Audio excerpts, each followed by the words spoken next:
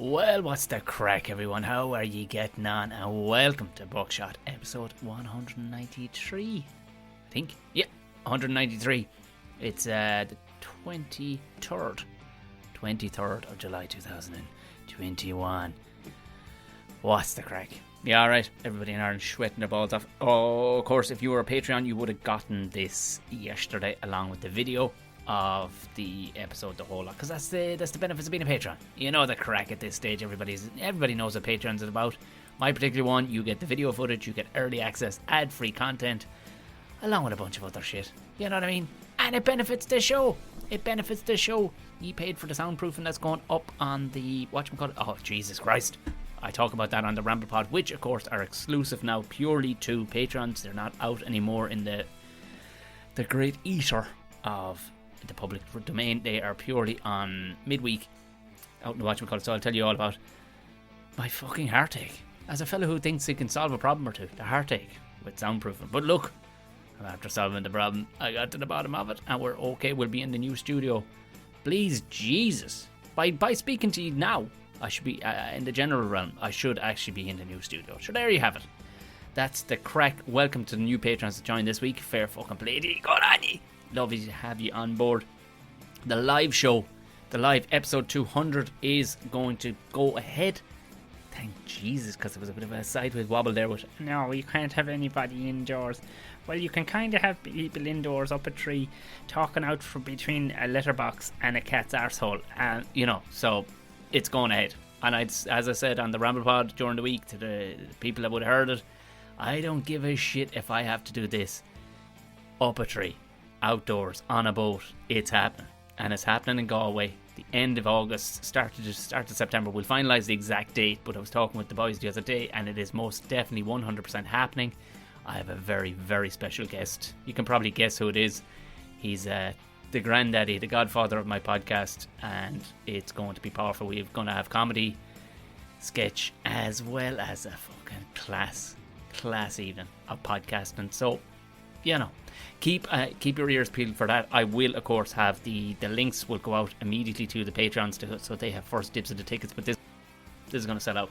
So, be getting all over it. Come join me in Galway, just as the weather is in a lovely state for episode 200. I'll keep you up to date on all that. Follow me on all the usual channels, Tom O'Mahony Comedy or Buckshot Podcast, on all the usual places like Twitter and Instagram and them fucking places. I'll be shouting it from the fucking rooftops. I can tell you, you will not hear about it. So there you go. If you do want to follow me on the usual yokes, go have a look. It's there for you. If you want to become a patron, have a look in the show notes. They're down there. Just click on through. Takes 2 seconds. Join the fucking revolution and join in the gang. We do live broadcasts as well, where patrons and myself just hang out and drink and have the crack. So we will be having one of them very soon. As soon as I can get the fucking studio actually soundproofed. I mean, I could plow on, but look it. Also, thank you very much. You paid for the brand new mic that's sitting in front of me. That's what the patrons are doing. Because the better stuff is coming as a result of patrons. Beautiful. Now, housekeeping out of the way, moving on to today's guest. Probably will upset some of you because he's living in the greatest country there is in the world right now. He's living in New Zealand. Just finished a gig. I joke. It actually put me in such good form chatting with Al. He was on the buzz too. He was on the buzz, the post-gig buzz. It's a lovely fucking place to be, and we got a class podcast out of it. It was great crack. We could have talked for hours in all fairness. So everybody, sit back and enjoy the brilliant Al McElroy.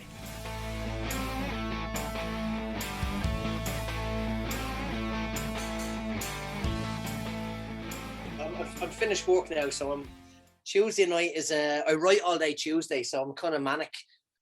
So I write a quiz, a comedy quiz. Oh yes, of course, yeah. And I send it out to bars, sell it to bars, and I host it tonight.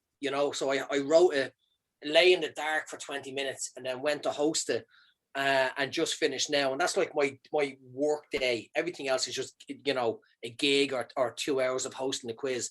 So today it's so I apologize if I'm a bit manic. No, fucking turn up the juice. Yeah. This is perfect for people who don't understand what coming in from a gig is like, because you're still kind of going twitchy-eyed. This is perfect. This is for the listeners. This is a perfect example. Al is going to be fucking frantic. Sound like he's on speed a small bit, and there's that, hey, do you know it'd be fucking great? That's the, because you can't explain that to people. You either need, like, I've heard comedians say before, you either need a long drive after a gig or a heap of beer, one or the other. Because if you just come straight in the door, you'll be peeling fucking wallpaper off the walls. Like, that's it. I used to, like, I don't drink beer. I drink cider at the gigs. Any gig I turn up to or any quiz, they have a cider and a Jägermeister for me. That's what it is, Jägermeister cider. So I'm off me nut for 2 hours, and then beer calms me down. So if I'm like, I've been on tour the last while. This is like, it's mental. I've been on tour, and then if I wake up too hyper, the other lads are having coffee. I'm like, I need to calm down. So I'll have a beer, and then I'm calm, and then it's fine. So I didn't realize this, and then my ex. This is a weird story that came up recently. My ex, when we were in Dublin, she came home from work one day, and I was sliding on the kitchen on my socks, and I don't know how long I was doing it for. Right, I was unemployed.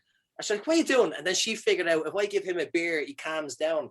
So now, like, my girlfriend now, she knows if he's getting a bit fucking, here's a beer, have a beer, or red wine. So red wine or beer, and then that's my sleepy juice, and then you calm down. I love the idea that your missus comes in and puts the tit of a baby's bottle on top of a fucking bottle of wine for you, and just sits you back in her arms.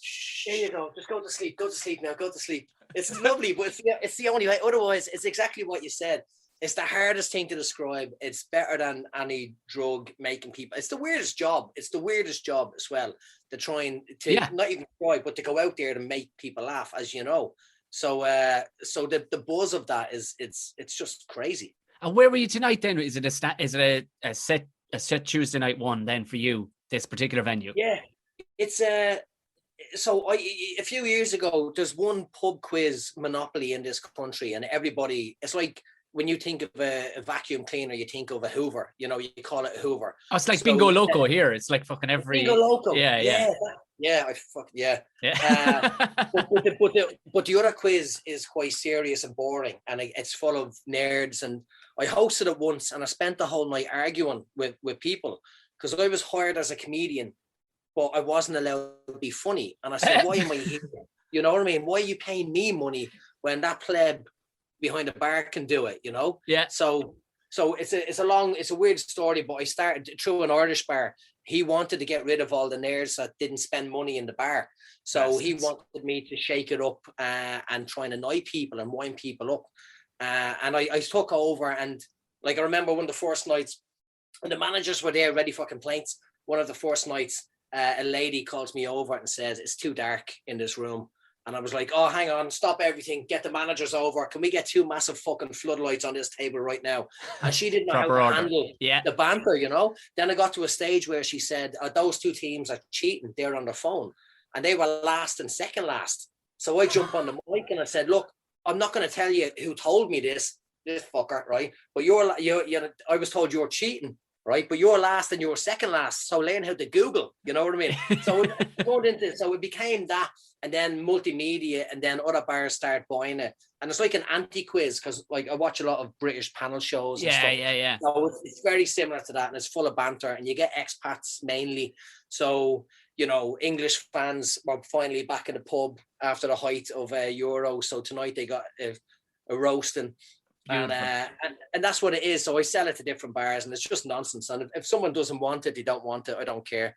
But it pays the rent. It's Monday, Tuesday, Wednesday, and then corporates and stuff, and then I can gig at the weekends. So that's genius. Like, and how does the sale happen to the other bars then? If say you're in your venue tonight, the Irish bar, how do they use it? With your copyright, like how do they use it? Well, it's based on trust, really, because I sell it to the bar. Yeah, I can give them a host. One of my mates that are comedians. Right. I have an Irish guy, Northern Irish guy, and he hosts for me. And I had another lunatic Kiwi Filipino, and he kept stripping during the quiz and taking his willy out. But But he's mental. He's great fun.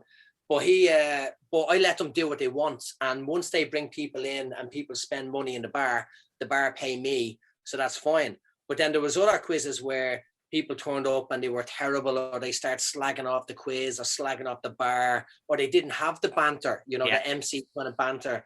And then so that doesn't really work out. So I have to be careful if a bar wants it. Like there was 2 bars there tonight that want it for their bar. Yeah. But I had to explain to them that I can't do it and Darren can't do it, but they have to find somebody who has a bit of banter about them who can do it. But the jokes are in the quiz. All the nonsense is in the quiz. Like last week was school holidays, so I had my daughter with me. So to keep her quiet, I got her to draw pictures, right? While I was writing the quiz. So I got her to draw movie pictures, and the joke is it's her favorite movies. So it comes up on the screen. And the first picture was The Lion King, and she's 8 years old, and it's amazing. And people are like, "Oh my God, it's so gorgeous! Look what she drew. Oh, she's so lovely." The next one was like Wreck-It Ralph for the Minions, and then it comes up Fear and Loathing in Las Vegas. It can't be her drawing, And then it came up, what was it? Nightmare on Elm Street, and then The Shining and Hellraiser. And then the teams that get the joke, they get it. And she drew them, but she doesn't know the movie. Of course. She's just drawing what she's seen on the TV, what I showed a screenshot. So they're sitting there and they're putting down, I think that's Silence of the Lambs. And I'm like, Silence of the Lambs? I'm not going to show my kids Silence of the Sick Lambs. bastards. It's just a lot of banter and silly nonsense and that sort of stuff. And that's what, and that's, it's good. If otherwise the gigs on the Monday and Tuesday, there's no gigs on the Tuesday. Monday is open mics, which is horrifying. Yeah. And but like beginners nights, if you're hosting a beginners night and you're hearing the same sort of crude joke. Yeah. Yourself. I have a pain in my chest just as you're saying that. I was like, oh jeez. Oh look, do you know what? Right now in Ireland, I'd fucking take that. I'd take it in the back of a fucking horse box. Because how does it feel living in the greatest country in the world? Because there's no hands down, there's no argument now. America have been saying it for years, but they're full of shit. You can't say it to them because they expect you to say that, it's the greatest country in the world. They've been saying that. It's mental. Like we obviously our PM here kicked it in the dick, smashed it, shut the borders. But we are an island as well, and not like Ireland. Like we are fucking. It's hard to get in here. You know? Yeah. So that really worked, and then, but like when we had a fella from Australia come over, and this only recently, and they said, right, we may have to go back into lockdown. One fella from Australia who has COVID now breeded in these different locations. And everybody was contacted. A friend of mine was told, don't leave your house for 14 days. And it was fine. So this is when one person with a scent of COVID is near us. And we're like, ready for lockdown. And then if they did pass it on, we had it. And Australia had it, or Melbourne had it as well. And it was bound to happen. The most recent lockdown was for 3 days because a security guard banged someone in the MIQ. So obviously there's a bit of banter. I think he wrote wrote love letters on the back of COVID masks. I think that's what it was that made the news. I'll be in at 8:00 tonight with a bottle of wine, and he was in there for 20 minutes. Good man, 20 minutes. Fair play. And he was in there, and he got sacked. But then the country went into lockdown for 3 days because he went to the gym and blah blah blah. But it's amazing. Like I feel bad sharing gigs or gig info because of mates back in like Ireland and the UK. Yeah. Oh, come on, man, that's not fair. But it's pretty jammy. We are jammy, like we are, and I know that. You can't. I suppose you don't have a comparison because it's not like you popped home for a bit and you can only hear what people say. But I'd say, like, other than the tourists, I suppose the upheaval hasn't been massive, has it? Like in comparison, I suppose from what you can tell, we've been like, it's just fucking dead as a doornail here. Like, yeah, like we have, like, we can go to pubs, but pubs are complaining that because they can't bring in expats to work in the bar, so there's no staff. Because the only good people that work in the bar, I shouldn't say that, but all the bars want expats. You know what I mean? Because Kiwis don't really want to work in a bar, and Irish and British people come over, they work in a bar, they have the experience, they have the banter, and that's what it is. So a lot of bars are kind of struggling, but the thing is, they're open and they're making money, and people are going to bars, and it's so weird. There's a guy, oh man, I can't remember his name. He's over. He's a friend of a friend. He's a film director from Ireland. I can't remember his name right now. We wrote a couple of things with my mate, and he's over here doing a movie. And we were doing an Irish comedy show, and he just came out of quarantine. Right. And he came here, Lolsey Boy, he's mates with Lolsey Bourne, so we were doing this gig. Right. and he came out, and he was like, he walked into the pub where we were, and he was like, "What the fuck?" It was, and this isn't a joke. Like, he was. I remember this time. Yeah, he's like, "You don't understand, lads. I haven't been in a pub for a year." And he's like, "Do you want a pint? Do you want a pint? Do you want a pint?" And he'd go to the bar and come back with a red load of pints.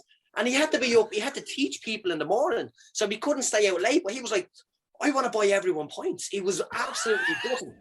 We forgot what that was like, you know. Yeah, it was. We're just used to it, you know. People breathing on you again, you know, for fuck's sake. But yeah, it's nuts. We take it for granted again.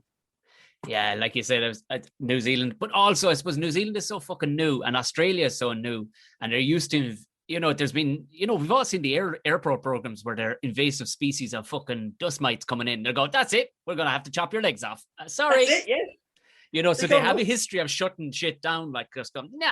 They do. Like I have a joke. I think nearly everyone makes the same joke when they come over. But we had someone smuggle drugs in a few years ago, or maybe last year, 2 years ago. And the joke is, you can bring all the drugs you want into New Zealand, but if you bring in a banana, you know what I mean? You're gone. Yeah. You know what I mean? You can't bring in anything like that, because they've been through it before with, you know, I think there's, I forget what, I don't want to say in the case I'm wrong, but I think there's kangaroos somewhere and they're getting shot. No, there's not. In New Zealand. There's something here. There's animals here that they get shot because they're brought in. I need to double check that. I think is it pigs? Is it wild pigs? I heard. Oh, they're not supposed to be there at all. There's a lot of animals here that shouldn't be here. And there's a type of deer apparently in New Zealand that aren't meant to be fucking there at all. Yeah, and they're just bouncing all over the fucking shop, these deer. And but Americans were paying to come in and fucking shoot them, of course. Like, so it's like, that's the other thing, right? With this lockdown, no one can come into the country. But all of a sudden, all these Americans that are in for America's Cup, all these rich people in their boats, you're like, hang on, I thought we were shut. Yeah, but they different. have the money. Yeah. Rich people don't get sick like that. Don't get COVID. Rich people don't. No, they don't. It's pretty good. We're pretty lucky. Like, it's fun. It's and it's great. I was going nuts. I can't imagine what yous are going through. My parents even stopped drinking. They got so bored with drinking. It is fairly boring, I have to fucking say now. Drinking at home, it's fairly fucking shit. Just when that's the only option. It's grand to have a beer at home, cooking or whatever. But when there's no hope at the pub at the minute. You know, there's drinking outdoors, but nobody's getting excited by it because it's so unorganic. Do you know what I mean? It's like homogenized. You must sit here and we will bring your beer. And you're like, all right, kind of might want the option of hanging at the bar and singing a song or maybe having a fight. You know, that like there's it's kind of, it's the strip club equivalent to actually getting the ride. Like, you know, it's like, oh, grand, I can look at it, but it's not the same fucking thing, is it? It's not the same. I can sniff it. I shouldn't say this, but my parents had a speakeasy. So there's a good on them. Yeah, I think they're going for a point this weekend. I shouldn't say it, but fuck it, I will. There's a hotel near them that know who they are. They drink in the bar. So they turn up and they're given a room key so they can drink in the lounge. And if the guards turn up, they have a room key, so they're staying.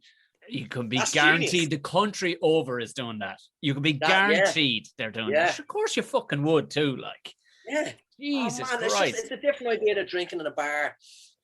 It's just nice. And if you're sitting at home, you're watching whatever Coronation Street she's sitting there falling asleep, but you're not going to fall asleep in a bar because of embarrassment. You're sitting there and you're buzzing, you know? Exactly. Yeah. And there's not the same thing when you're sitting in your fucking jocks drinking.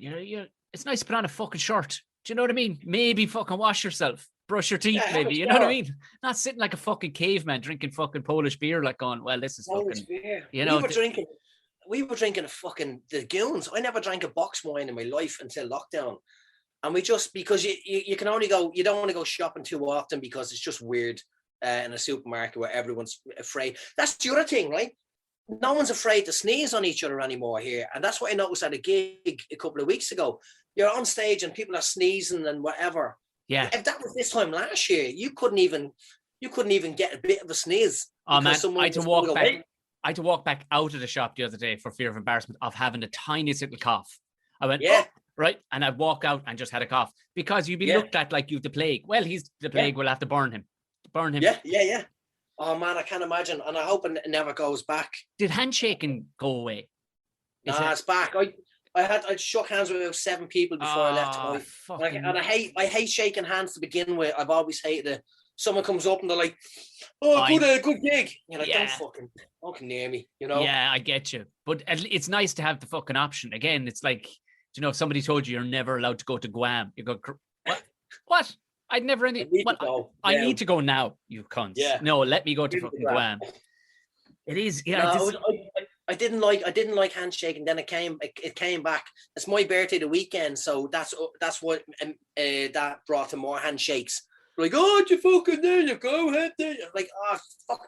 And there's some people that, you know, when they come up to you and they shake your hands, and you have it in your head that your hand is riddled with germs, and you don't, you know what I mean? And you're waiting to go and wash your hands. Yeah. There's a guy tonight, and he's got a hard handshake as well, so you have to be ready for the handshake.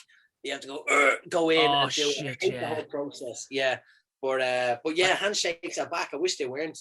Yeah, like I know what you're saying. In pubs for sure, because the frequency of shitting and pissing and sneezing and bodily fucking carry on, it goes up by 30%, 50%, 100% in a fucking pub. Massive, but you know what I mean? If you met somebody on the building site, or just, at least you got the strong possibility he didn't just take a dump, or didn't just, there's a strong, but I get that. Yeah, I fucking get that. But what's happened to all the fancy fucking, because everybody has always told me prior to ever, because it was always wants to go to New Zealand, but people, there's so many things to do. But are Kiwis and people like yourself living there going, sure, I've done that. Fuck it. So is there like is Hobbiton covered in weeds now? Like, no, I'm sure it's fine. They brought out this campaign.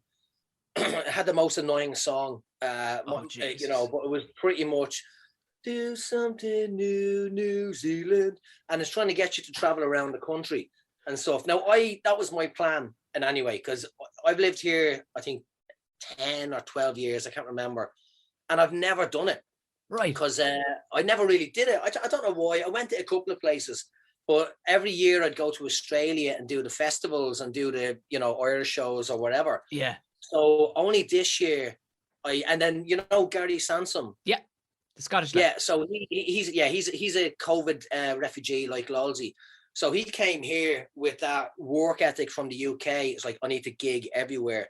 So I booked in a couple of gigs, and he booked in a few, and then we just decided to join up. So we're going everywhere. Brilliant. So we're up and down the country, which is great because you're gigging every weekend. And you're going to places that no one goes. Like, there's not a circuit here, Yeah. Wellington, Auckland, maybe Christchurch, but there's nothing else. So we've been going to towns and selling out little bars and big bars, and it's been amazing. So while we're doing that, we're going to see places, except Hobbiton, because I couldn't give a fuck. But we've like Queenstown, and we're going there. Queenstown is massively famous. A lot of Aussies come over for the skiing. All the winter sports. Bungee jumping, I think, was invented in Queenstown. Of course it was. So yeah, I know, because you just want to fucking jump off something, and that's it. And everyone is kind of traveling around New Zealand and doing as much stuff as possible, especially with the summer or the school holidays this week and next week. I had my kid driving around. We went to snowfields somewhere else and did all that carry on. So people are trying to spend money here, and Kiwis are like that. If you tell them the bars are struggling, everybody will go out and spend as much money and order meals and try and help each other out. Yeah. Lovely. So gigs have been rammed, quizzes have been busy. The classic comedy clubs been selling out constantly. People are coming in like that. We had to donate money during lockdown to keep that going, keep it paying rent. So a lot of people donated, and a lot of people are getting, a lot of people are still going. So people are making a massive effort, but it's fun. It is fun to do. Well, you think that campaign name was bad? Like in the, New Zealand. Like if you think that was bad during like level 3, I think it was around this time last year, it kind of lifted Ireland and the UK. So I was gigging up the north a lot. And their whole thing was in bars that had never had gigs before, but they had stages and stuff set up in these weird, rough as fuck, a couple of them now, to be fair, but they don't know what to make of me because I'm such a fucking southern culture. They're like, I don't know what to make of this conflict, but yeah. what their campaign throughout the whole UK was to get people, I think it was Monday through to Thursday, it was half price between like 5 o'clock to 8 o'clock or something like that for beer and fucking dinner or something. It was some weird half price thrown together notion of this will get people out helping the fucking, and they called it eat out to help out. Oh God, I seen that. And I did see that on something, yeah. And what blew my mind was it was the first thing I said. Like there were big posters saying "eat out to help out," and I had on the road driving into Belfast and went, "This cannot be actually the campaign." So literally, you just go, "Well, this is going to be the funniest thing I've ever said in my fucking life." And people, and they were looking at me going, "I'm not sure. Eat out." I'm like, "Eat." Jesus Christ. The happy nom-noms, you know what I'm talking about. Like the furry cup, you know what I mean? Just getting down there, just munch. And then you could start to see it. So I had to devise an entire story based around how that campaign was come up with. But like that, it was some dirty owl one who's basically head of the campaign going, fucking eat out. And she became, suddenly, even though it was a UK campaign, she came from fucking Dublin. So it was just way funnier that she turned into an owl one from Dublin. You know what I mean? She has to be an owl one. It's mad because if they're so used to it. If someone says, "Oh, this is the thing, it's eat out to help out," and they go, "That's what it is. That's what it is," and it's only when you explain to them as an outsider. Yeah. Like there's a restaurant here, and when I first came here, I think Alan Hurley may have said the same thing when he first came here.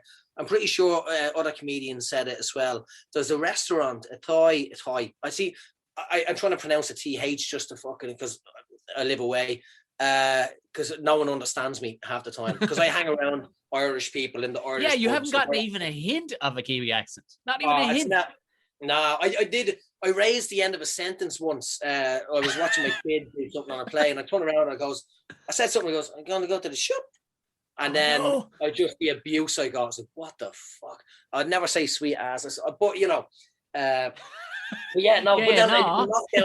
lockdown, I watched a lot of the McDonagh stuff, and I watched a bit of Love Hate again, and I only started listening to podcasts lately, so I'm listening to a lot of Irish stuff, and then my accent is fully there. But if I'm speaking to and I can't talk to people during the day, I'm not able for it. But if I am, I have to try and speak slower and pronounce certain words. Otherwise, you get that glazed look in their eyes where they're like, "Huh?"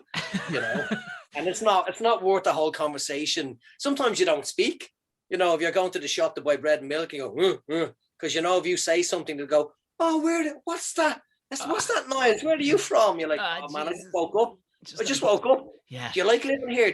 How long you living here? Oh, have you done this? Have you done that?" It's like, "I live around the corner, you mad fuck. I've been here 12 years. Just let me go home." Funny thing, I bet you Irish people do that shit too to people though. You know what I mean? Like, they're probably the worst for it. Yeah. You know full well we do. Like, sure, for fuck's sake, they're not that far gone from us, the Kiwis, in all fairness. But we're very similar, man. Has your child got a Kiwi accent?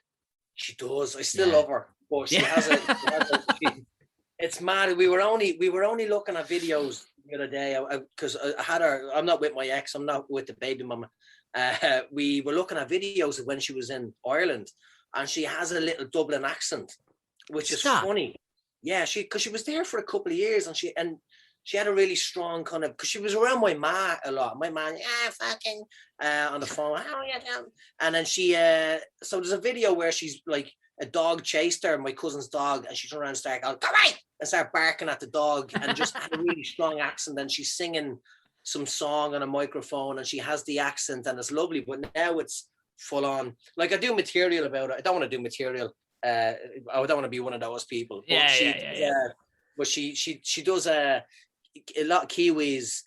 They don't finish the sentence, so they go sweet as, right? So it's sweet as or hot as or something. So I tell this on stage where she says, "Oh, it's hot as," and I'm like, "Hot as what?" You know what I mean? I'm on the edge of my seat. Don't leave me in fucking suspense here, girl. Come on. Yeah, what's going on? Hot as what? And stuff like so. But she loves our Irish heritage, so she wants to do Irish dancing and stuff like that, and she's great.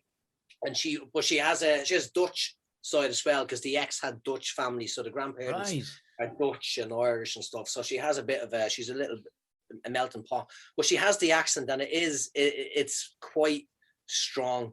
Yeah, you know. But she does a good impression of my ma. She can put on my ma's accent. And she go, I'm going to check my Facebook. Like, Buke. She gets it. She gets it straight away.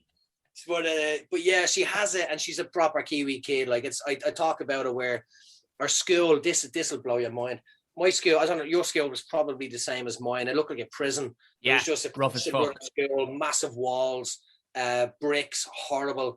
Her school is on a beach, and it has a swimming pool and a basketball court and a football pitch, and it's just amazing. It's amazing to go there, and I'm like, wow, this is crazy. Whereas school for us was misery. Absolute no wonder they come out being such chirpy, happy bastards, good at sports and stuff. Because they go through these fucking absolute like health spas for schools. Yeah, it's a breeding ground for superheroes. Yeah, like it's mad. She's 8 years old, and I brought her to a climbing place, a kids climbing thing, and we go every now and again. And I brought her last time, and I shared a video of it because I couldn't believe it. She does triathlons. Like, she's 8 years old. Of course, like. What was I doing? I was trying to play my mate's Nintendo if he'd let me into his house. Yeah. Like 8 years old. She ran up, and I have a video of it where you had to climb up this massive pole. She's on a rope, obviously, but she's not using it. She's climbing up, stands up like fucking Batman, standing up on this thing, and then jumps onto a punch bag and swings and falls down. And I'm looking at that going, I shared it. I showed my ma. She was like, what the fuck is that? And she likes to, she likes to kind of fight with me, you know. She jumps on me and tries to fight and stuff. And it's funny, and I'm lashing it on the ground, and then I'm like, Jesus Christ, your abs are rock hard. You know what I mean? Like, you're trying to tickle her, and you're like, it's like hitting a laptop. It's like hitting steel. Yeah. And you can feel the muscle on her as a kid. I've heard about these fucking Kiwi fucking way of raising kids, like where they, and we all wonder then how for such a small place are they incredible at rugby. It's like, oh, I see now. Absolutely amazing. I seen it as well. There was we were in Barcelona a few years ago before the move. Oh no, I was living here and I went back on a mate's stags. And my mate's brother from Dublin, I think he's about 6 foot something. He was always the biggest fella of all the lads, right? And he's kind of built, not massively. And we were in a bar, and it was these Kiwi lads. They were kind of, I think they were Tongan or Samoan. They were island lads, and they were absolute monsters. And they were pretty young, but they look older than you. And Dave was standing there, and he was talking to them, and we were talking, having a chat. And then one of them just hit Dave let's tap them on the shoulder. And you can see Dave go like this, right? And then when the lads went away, and they were friendly, they were lovely. When the lads went away, Dave went, I put all my strength in not getting knocked across the room that time. Do you know what I mean? Yeah, you just tapped them. And Dave was like, Jesus Christ. And they're huge. I've seen them in the bar, in the Irish bar, where a lot of the lads are bouncers. And there was a fella starting a fight. A fella just started a fight once. And Paulie, the bouncer, comes in and just grabs him and picks him up like a child and carries him out. Not a bother to him. Like, they're fucking massive. It must be weird living in their world. Literally, they're like actual human bears walking around, like actual grizzlies walking around going, I'm just going to pick up this tiny white guy. Yeah. Do you know what I mean? Just, I'm going to walk your ass on. Hey, no need to fight. You know, because... Yeah, they're so friendly. Really nice people, lovely people, and they'll say it. If there's someone drunk and trying, fucking knock you out, they'll go, look, I'll say it again, you won't knock me out. We're being friendly. Just calm down, or you're outside. And there's never a fight, but they literally just pick them up and drop them out, and that's it. It's amazing. But yeah, them lads playing rugby, you've no chance.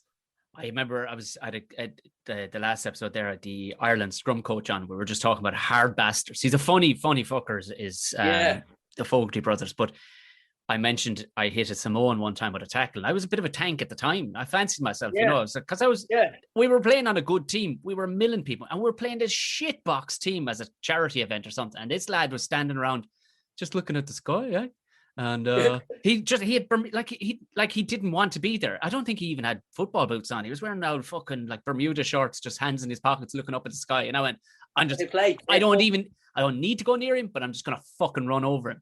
And I hit him, and the cunt was only about 8 stone soaking wet, I'd say, and I was easily 15, 16 stone. And I woke up to smelling salts on the ground, and he's like, hey, is everything all right?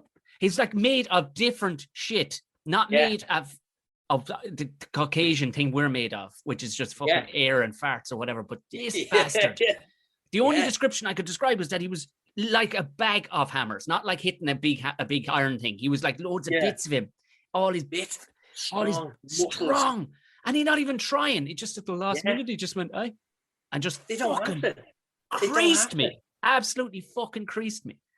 We tried to play.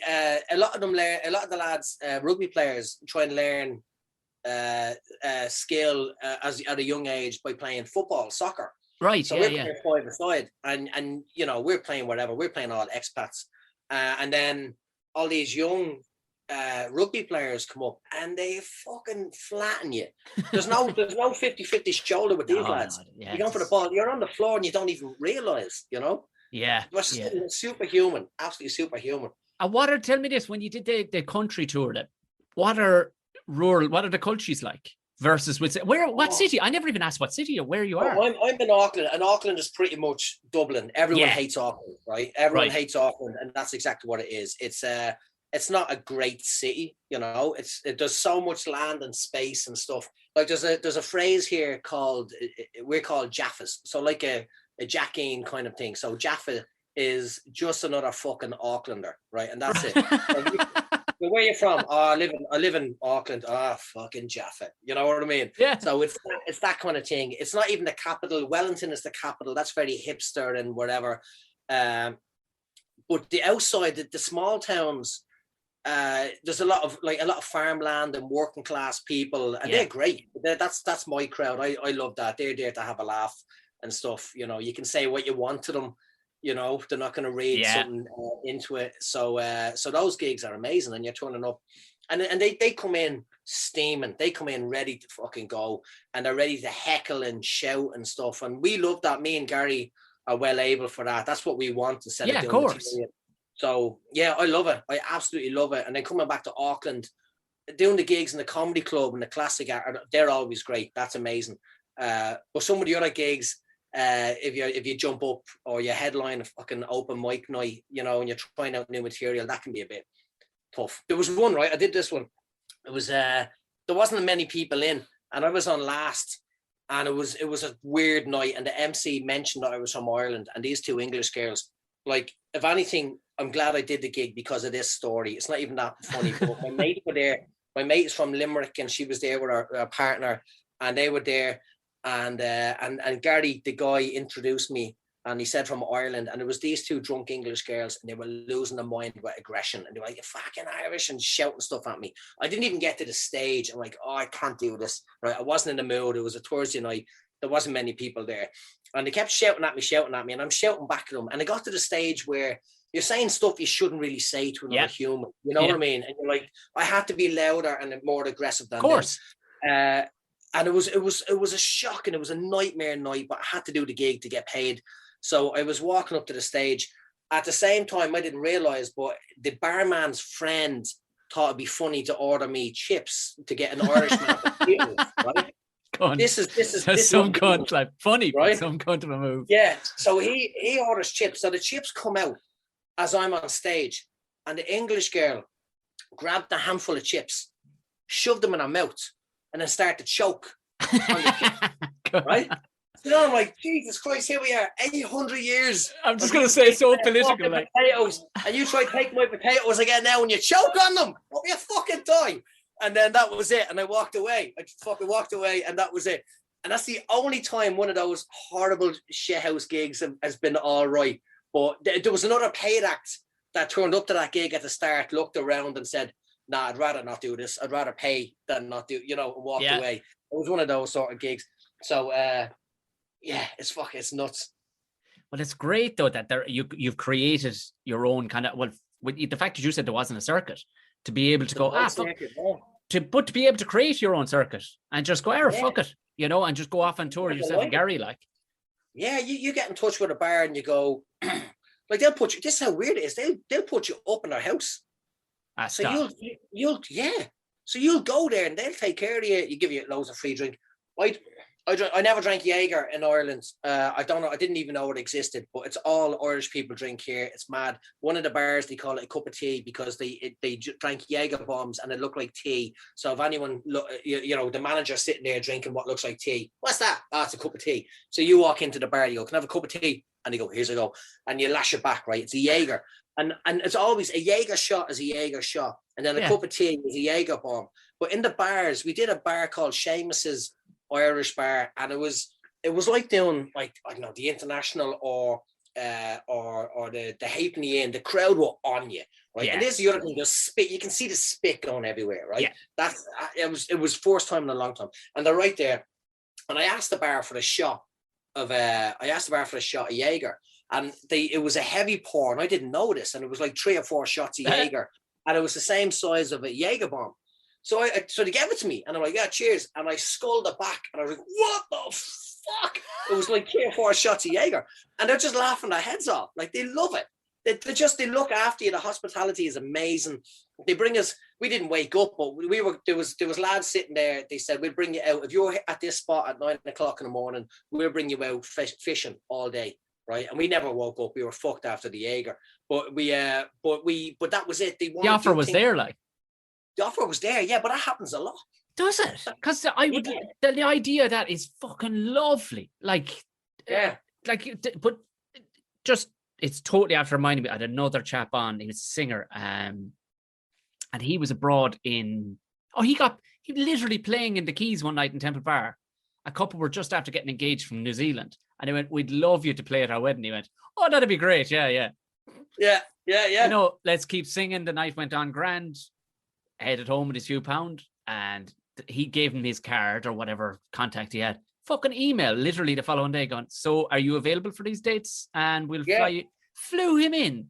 And basically, he'd only just the wedding to do, but flew him in for a week of hanging around playing golf, having the crack. Yeah. And you're like, but that sounds... Jesus, that is lovely. Yeah, I don't want to brag too much. It's pretty nice. Like it's pretty nice. Like the last weekend we were in Queenstown, and so there's this shot over jet. It's just like a speed boat that goes down through the rivers. Oh yes, yeah. It's amazing. And for a couple of free tickets to the show, we did it. Me, Gary Lolsey, and another comedian, and it was fucking freezing, but it was amazing, and the views are unreal. Like you don't want to take it for granted, but it was free because we gave them a few tickets to the show and they had a great night. And there's loads of that. There's always someone. We get flown over. Gary, he's unreal. There's a little island. I don't even know how to describe it. Craggy Island is what I call it. Right. It's a small island off the coast of just off Auckland. It's a half an hour plane ride in this piece of shit little plane, and they let me sit in the front once. They were all the staff from that airport came to the quiz last night. And the pilot was there and the thing, and I slag off because it's where young pilots they learn their hours, they gain their hours. So there's a little kid flying the plane, and I've material about it, and he doesn't know I've material about it. I'm like, shit, man, I ripped the shit out of you. They bring to this island, and it's like, I'm not even joking, it's like Jurassic Park, right? So you land, and it's just tropical. At the back, so the bar we did the gig in looks like Southeast Asia. It's just a massive mountain of dark green trees and stuff. Think I saw photographs. Did you have I was looking at that going, is he in fucking Hawaii or something? I'm baffled by it every single time. And we're in this bar, and it's called the Curragh, right? Irish bar, right? Of course, yeah. I'm not even joking. It's the only pub on the island, right? You land in the airport, and they said in a text, there's a car waiting for you. It's completely, there's no electricity there. It's all generators and solar powered and wind powered. And they say, there's a car waiting for you. And you're like, where's the car? What's the driver's name? I'm like, no, there's a car with a key in the ignition for you. You know what I mean? It's mental. And you get in this car and you drive, and there's like 2 or 3 roads on the island, and you drive, and everyone does that, which I haven't seen since. Oh, the country salute, like off the steering wheel, driving finger out up. Dublin, and my dad's like, "Watch this, yeah, right." And we're driving around the Barrier Island, and we're driving there, and it's and we go to the bar and that night the bar. So I'll tell you, I did fucking too many things to tell you, right? We were at a house having drinks after one of the gigs, or the night before the gig, and next door does like rebel music, loud, like fucking come out, you black interns. And we're like, what the fuck is staying in there? There must be a lot of lunatics, right? And then at the gig, the next night, so the gig was the next night, a fella comes up to me, right? And he was a big fella, and I'm not a big rugby fan, but he was talking to me, and he kept on hitting me on the shoulder as well. He's one of them big lads, and he goes, did you hear me music last night? And he was Kiwi, and I said, oh, was that you? And he goes, yeah, I play the Wolf Tones every night before I go to bed. He's an ex-All Black. What? Right? Yeah, Bernie McCall, and his brother played for Ireland. So he played for He played for Ireland, and I'm like, what? And I did a stupid like hack a bit about my kid asked me do Irish people do the hack it, and I just throw drink over myself and do dumb shit. But and I'm like, I did a fucking hack it in front of that man, and he's an All Black, right? Rebel music, but he's like, oh look, his parents are Irish, and he's obsessed. But at the gig, the venue, the pub, it's fucking mental. The pub is owned by an Irish woman, Orla, right? And she's great crack. She's fucking mental. She's doing Dry July now. So we did a gig a couple of weeks ago, and she couldn't drink. The month before that, I was playing Johnny Logan on Spotify, and she was on a chair going nuts. What's another year?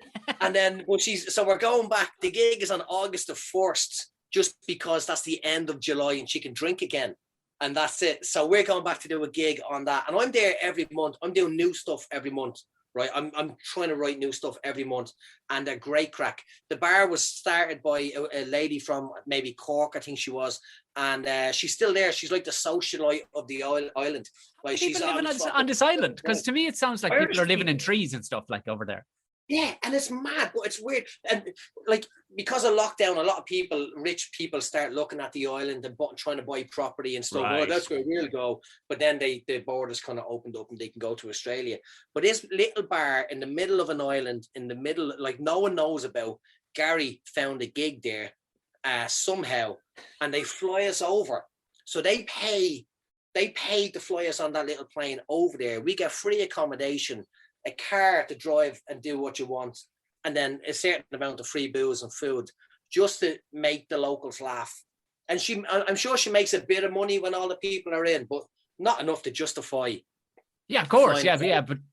And I love the notion that there's a car that both you can definitely drive. Do you know what I mean? Because so many fucking comedians can't drive. Like, so many comedians have to pick up and drive and we're talking lads in their 50s who have never turned the key.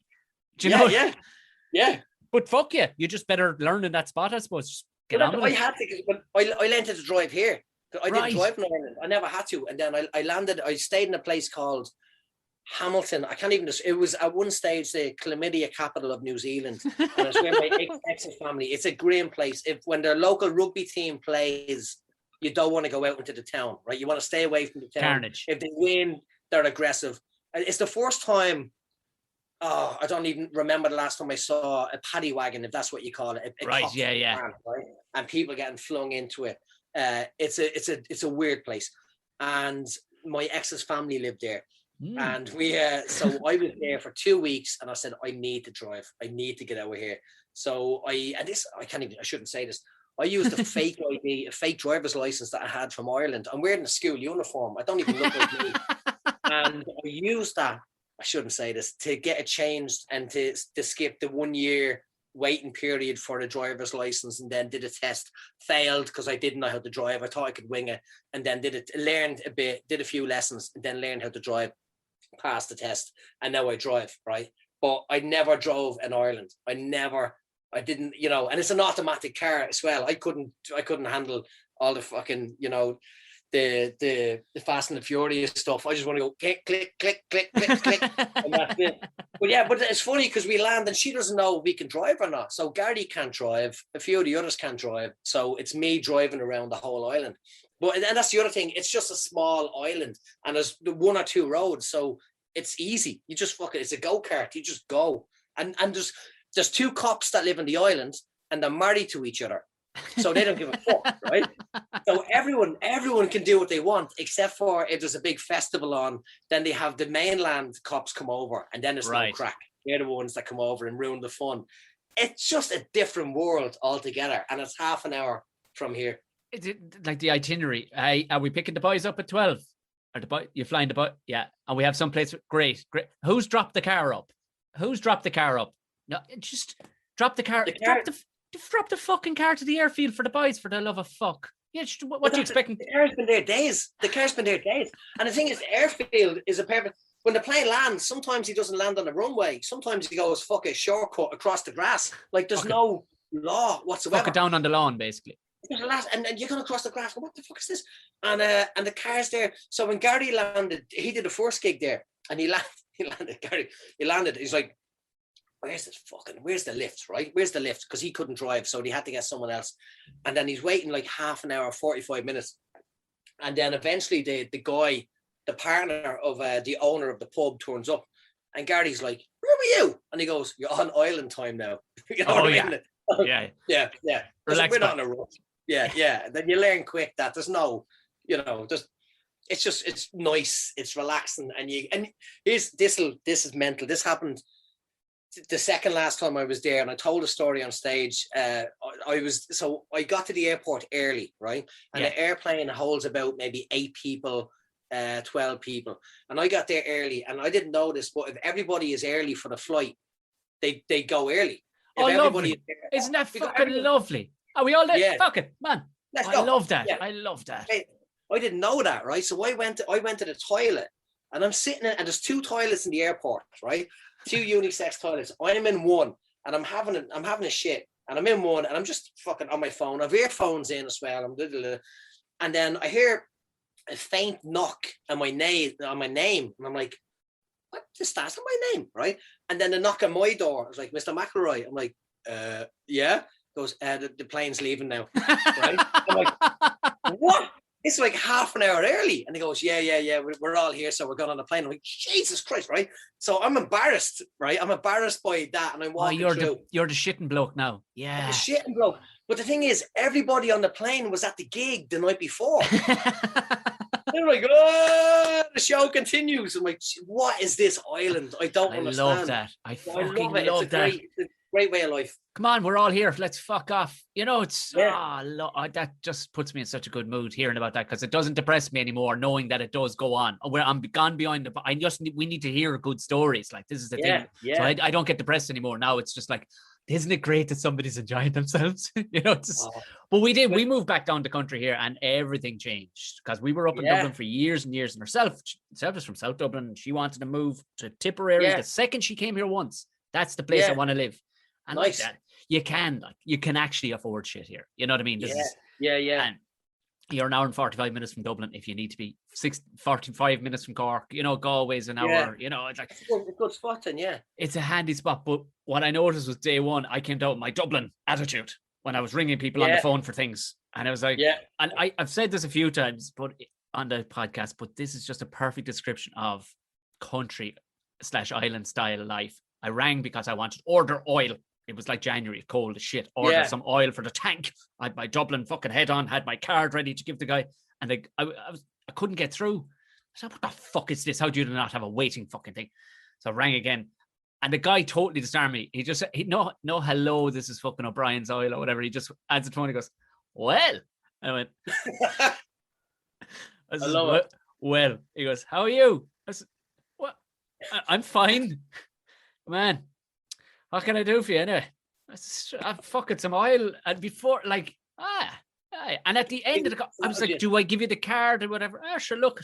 Do you have it there? I said, I do. Fuck it, I can't see the card machine anywhere. Sure, don't worry, we'll catch you another time. Anyway, that'll be on with you.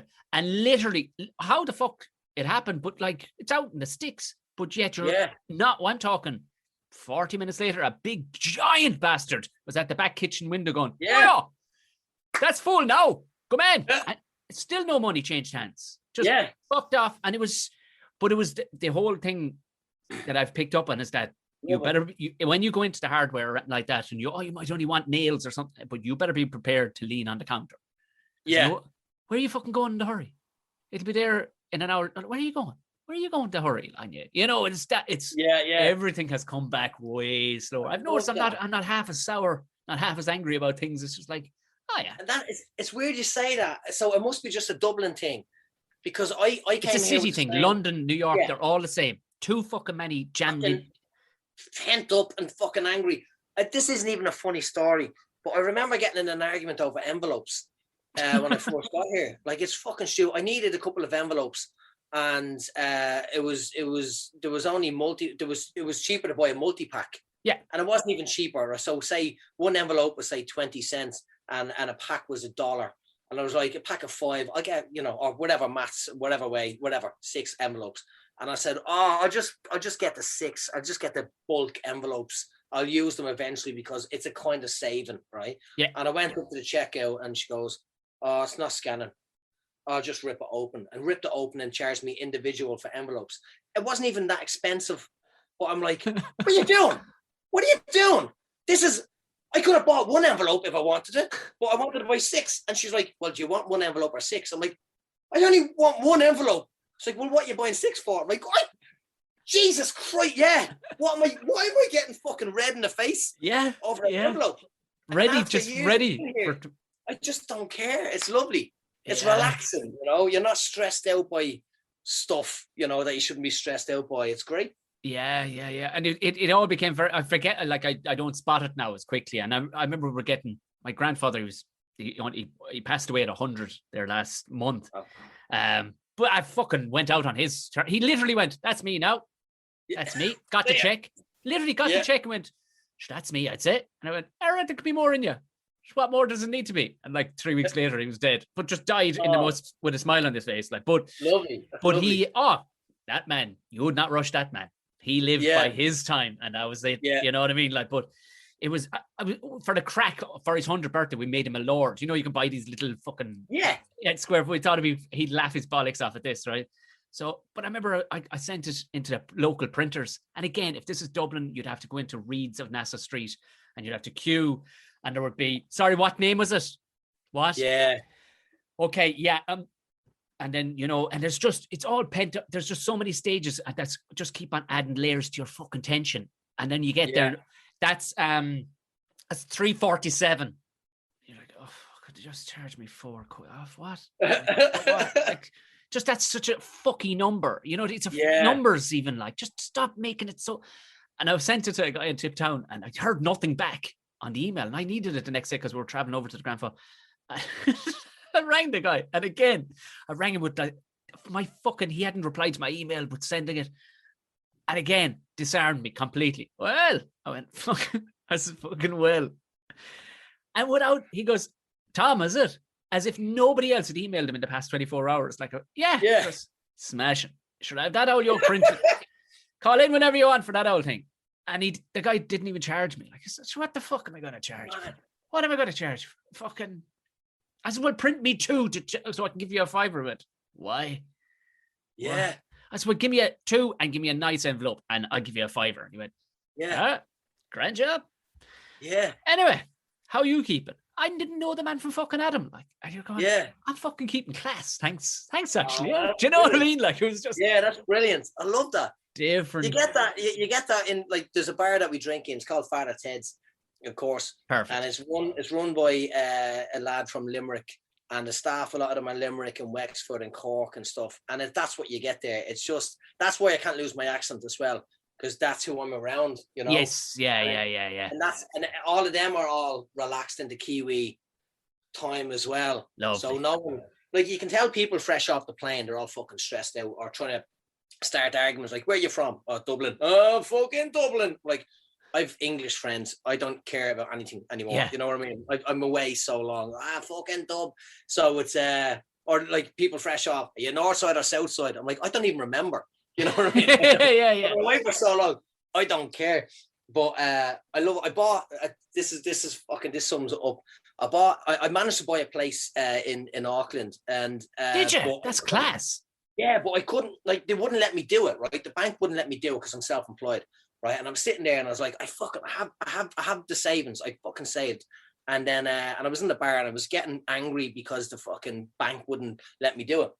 And then one of the lads at the bar was like, "Oh, you need a mortgage broker and a lawyer." I was like, "Yeah, but I've spoke to them, and they made it hard and difficult to talk to, and it just wasn't fun." And then it's like literally like, see that fella over there, like shouting at a pill cue, right, hammered off his nut, right. He goes, yeah, he's a mortgage broker. I'm like, him? like in the bar, you've only ever known these people as drunks, you know, Yeah, you yeah. the weekend or whatever, and they're steaming, right, fucking falling all over the place. And then I'm like, he's a fucking boy, yeah. And then she heard over there, she's a liar, right? She's pissed as well. She's fucking off her nut and singing and dancing and stuff. And then you go meet them on the Monday morning and they're fresh as a daisy, probably a bit dusty, but fresh enough. And you sit down and they're wearing suits and you're having conversations and you're like, I just thought everyone was a dipso. Yeah. And they're all relaxed. And then you meet them at their job and then they're like, I'll take care of you. Don't worry. I'll make sure that happens.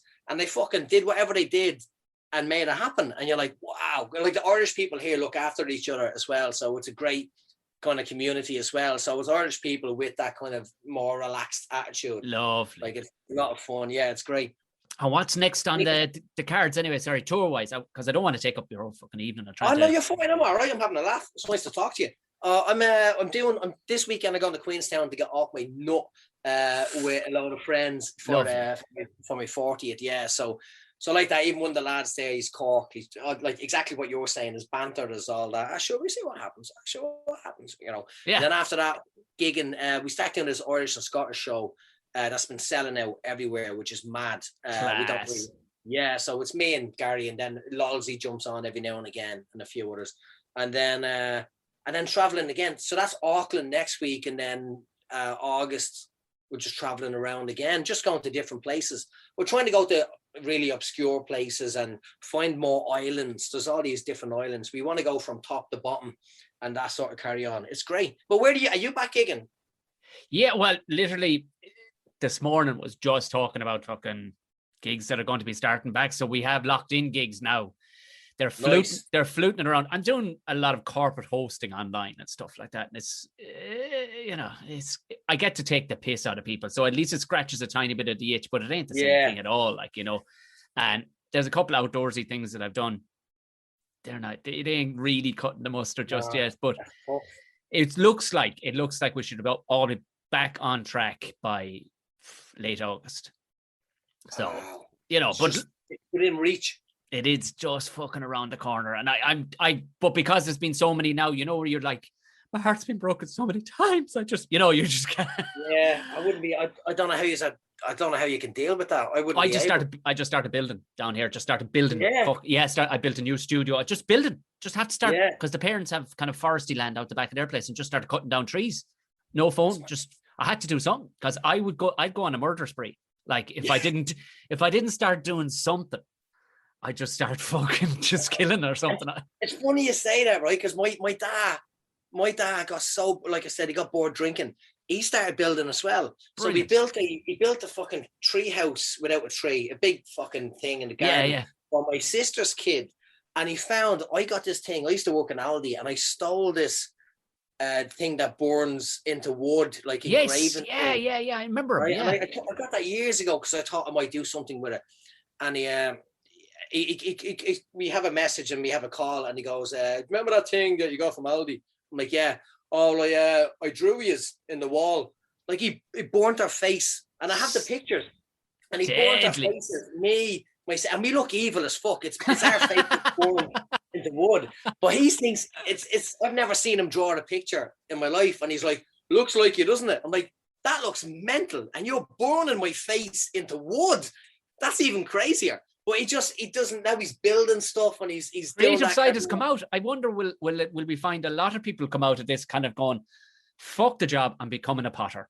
You know what I mean? Yeah. Because it's fucking misery otherwise if you're not creating something. And the pub was probably hiding your creativity in one way, So I wonder will we see a couple of like that? Your outlet probably never drew a thing for you ever in his life, like mine did. I never seen him draw a picture in my life. I never seen him. It was work, sit down and watch telly. Yeah. He used to make us cups of tea when we were kids, and it was poison. Like that's the only time I think he do something. If my ma went away, and he would scald dinner, and the tea would be fucking boiling hot, and that was it. It was that he does that, But it's mad. I remember, I just remember now, like the first gig we did back, we were all shitting ourselves. Of course, it was like doing the first gig all over again. It was mental. I was hosting, and there was big TV names here on the gig. I think they were all TV names, and I was hosting.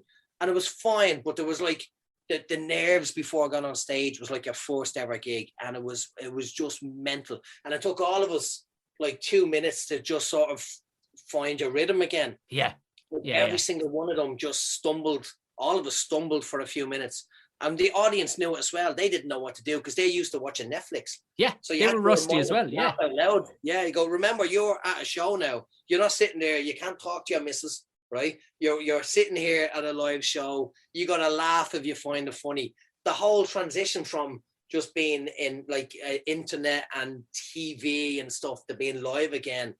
Oh, it was mental. But once we got the hang of it, it was great fun. Well, we got such a slap in the arse. We got that. The first gig back was last year. Fucking stunning. This unbelievable kind of fucking structure that they built in Salt Hill. It was like 28 degrees by the beach. Yeah. All these yurts, people were fucking being served food. I went, we're back. Now, rusty as fuck, like, you know what I mean? And had never been that rusty because it was either starting out new and you were shit, or you're just getting better all the time. Yeah. There was never this period of extreme rust. So I was even up there going, lads, this is going to be like, I can only imagine what mentally this is like coming back after the summer holidays in primary school and you've forgotten how to fucking write. So this is going to be utter fucking shit for the next 25 minutes. I can promise you that. But we were off to the races and it got better and better. And I was doing a lot of gigs everywhere bar Dublin.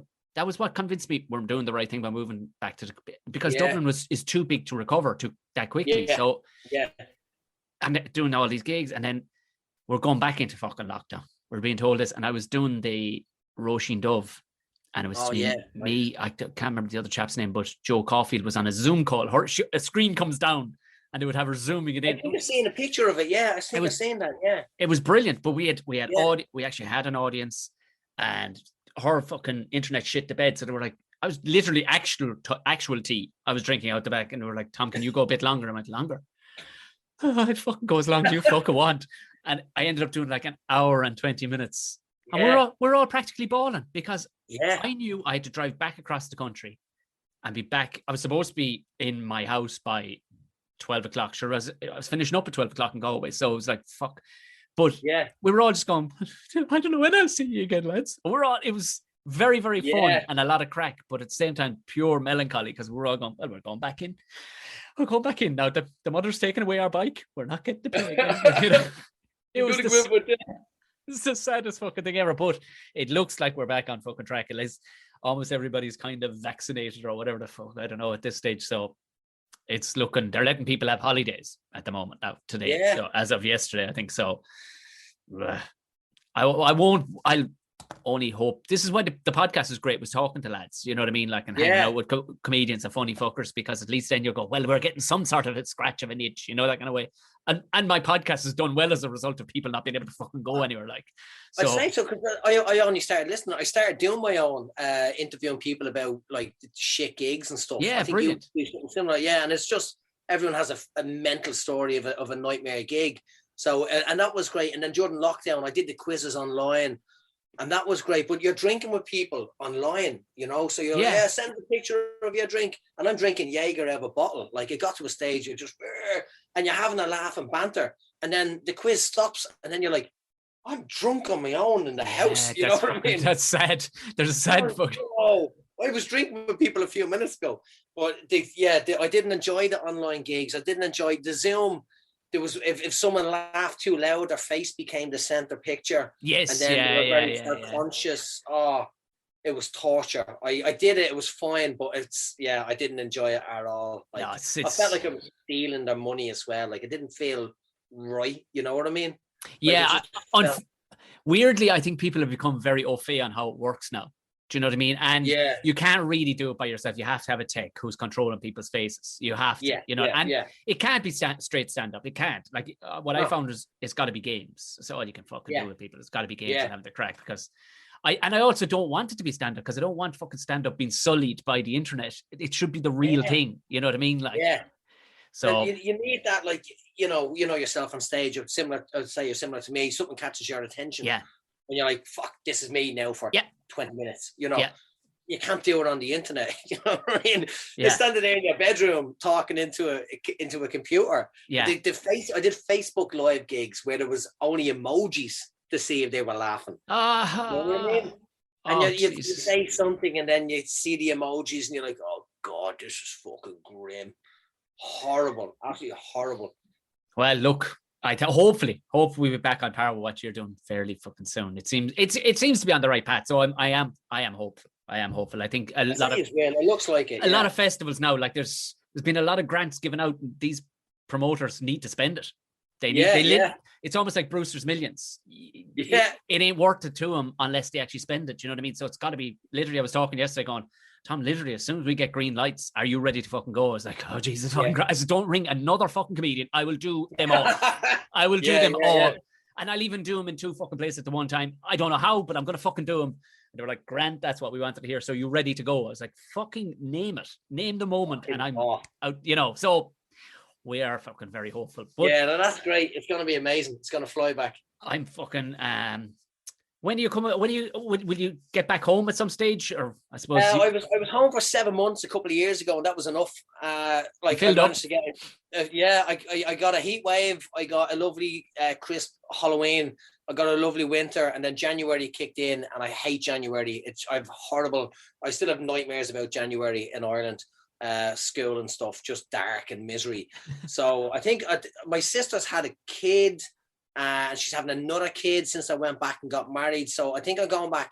I got roped into MC my mate's wedding, the Limerick girl's wedding. So I think I'm going back next year maybe, but I can't. I don't know what the world is going to be like. Yeah, nobody does. Nobody does. Yeah, it was almost this redundant question that as I was asking, I went, what am I fucking asking a man who's living in New Zealand right now? What? It's nice, yeah. Well, that's the other thing. Like I'd go back, but if I go back, and I don't know if your family is the same. If I go to my parents' house, they're still in the same routine. They're sitting there watching telly and stuff. And like my ma as well, last time I was back, she was sitting there and she just said, I gotta have a nap now in the sitting room. And I said, yeah, no, she turned off the telly. Like she turned off the telly. It's like, this is my sitting room. And then turned off the telly. And I'm sitting there going, so I have to go. This is where this is the fucking TV room, you know? It was weird. And then, but when they came over here, even in that bar, Fireteds, my ma made more friends than I knew in New Zealand. So when she's walking around, hey, Sandra, because she's out smoking or vaping with them. She's making friends everywhere. My dad's, because they're not at home, they're not in that, they're on holidays. Yeah. So the next time we do it, we were supposed to go to Vietnam last year. So the next time we see them, it will be on a holiday where that's a better idea. Yeah. Because it's just weird, you know, sitting. I wasn't allowed to use the washing machine in my man's house. You know what I mean? I'm an adult. I'm nearly 40 years old. I was like, I just got to put a wash on. She goes, don't go near that fucking washing machine. I was like, but I need to do a wash. That's my washing machine. Don't go near it. I'm like, nah, I'm a fucking grown man. I'm not 12. And that's the other thing. People don't forget. I went to a house and the neighbor I hadn't seen in years. And he popped around and he goes, last time I saw you, you had a shaven head, half your head, half a beard, and you flooded the garden. I'm like, that's your only memory of me. Yeah. Your only memory of me is that Good Friday we went nuts. That's it. Nothing else. I've got a child. You know, I'm driving a car. It's like, that's all you remember. Or just stay away from the fucking fire hose or whatever in the garden. I'm like, Jesus Christ, man. Oh, yeah. So, yeah. I need to meet them halfway, you know. But I'd love to do Edinburgh again. I'd love to do the show I did with Alan. Dying to do that again. That was great fun. Yes, so, yeah. Years. Well, it's powerful having you on, Al. This has been fucking lovely. This is, I know it's your nighttime. It's my daytime now. I don't know. Put me in right form now for the rest of the day. This is fucking that's fantastic. Cool. No, it's a pleasure. It was an absolute pleasure. I just felt we talk shit, which is great. That's what fucking Buckshot's all about. It literally talks about scatter shit. Just scatter shit across the world. Exactly. Al, thank you very, very much, man. This has been brilliant. Pleasure. Cheers, buddy. And my thanks again to Al. What an absolute legend. You could hear the vibes, didn't it? Good. There was good vibes through that whole thing. God. Who wouldn't love to be in New Zealand right now? But sure, look it. And to all the people in New Zealand, we're very, very jealous. But at the same time, we're happy that somebody's having the crack. Hopefully we'll be there soon enough. Like I said earlier, you know the crack. The Patreon link is down there. Follow Al too. His link will be in the show notes as well. But the Patreon link is there. So if you want to get the video footage of that, or if you want to just support the show, whatever you want to do, you'll go to all the ad-free content, early stuff. The Tom and Jerry show is making a comeback, of course. Yesterday there will have been a bonus episode, or if you're a patron you would have gotten that early too, but we will be recording season 6 fairly soon. Please God, we get it sorted. Live show episode 200 Galway. Follow me on all the platforms, find out, fill the show, let's get drunk, have a bit of crack, laugh our holes off and pretend like we've just haven't seen each other in a while. It's going to be powerful stuff. Don't forget to rate and review. You know the crack. If you're on whatever platform you're able to do that on, whether it's, I don't know, I think you can only do it on Acast and Apple. If you can, give it a 5-star review. Please do. Please fucking do, lads, because, you know, it helps the old algorithm. Now, that is all I have to talk to you about today. You know the crack. There'll be another Ramble Pod for the Patreons out on Tuesday next week. You'll have another Tom and Jerry Show bonus episode out next week again. Follow all those usual things. Have the crack. Episode 200 will be live in Galway, like I said. And I'll talk to you again next week. Have a lovely weekend, boys and girls. Good night, God bless, and thanks.